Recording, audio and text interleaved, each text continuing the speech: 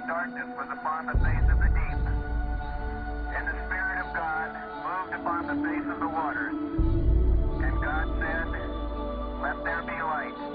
And there was light. And God saw the light, that it was good. Death, death, death, death. This is tremendously important to think about. We put it off. Death is swept under the carpet in our culture. In the hospital, they try to keep you alive as long as possible in utter desperation. They won't tell you that you're going to die. When their relatives have to be informed that it's a hopeless case, they say, "Don't tell this to the patient."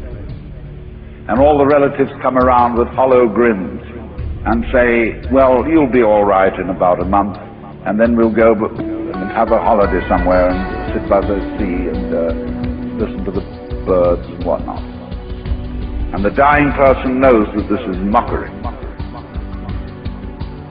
Well, of course, we've made death howl with all kinds of ghouls. We've invented dreadful afterlives. I mean, the Christian version of heaven is as abominable as the Christian version of hell. I mean, nobody wants to be in church forever.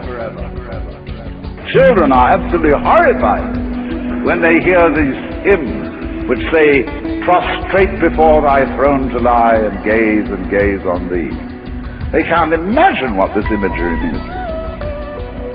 So the idea of what might happen after death, well, you're going to be faced with your judge, the one who knows all about you. This is Big Papa, who knows you were a naughty boy and a very naughty girl, especially girl, from the beginning of things.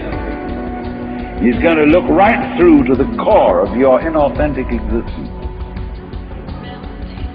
And what kind of heebie-jeebies may come up. Or you may believe in reincarnation, and you think that your next life will be the rewards and the punishments of what you've done in this life. And you know you've got away with murder in this life. And of course, awful things are going to happen next time around. So you look upon death as a catastrophe. Then there are other people who say, "Well, when you're dead, you're dead."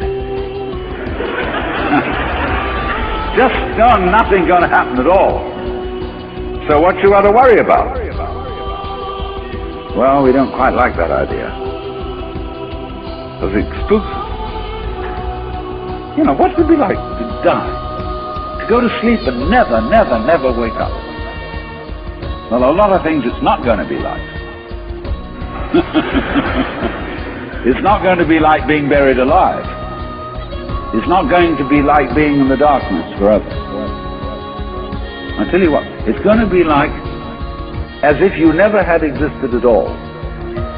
Not only you, but everything else as well.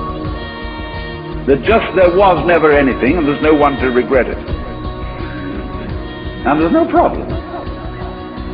Well, think about that for a while. It's kind of a weird feeling you get when you really think about that.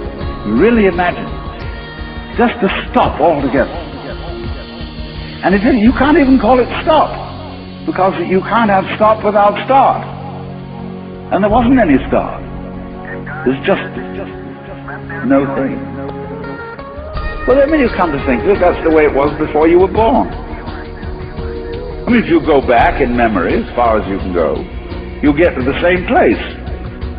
As you go forward in your anticipation of the future as to what it's going to be like to be dead, then you get these funny ideas that this blankness is the necessary counterpart of what we call being. Now, we all think we're alive, don't we? I mean, we're really here? That there is something called existence? You know, the existentialists, Dasein, thrownness. You know, here we are. But how could you be experiencing that as a reality unless you had once been dead?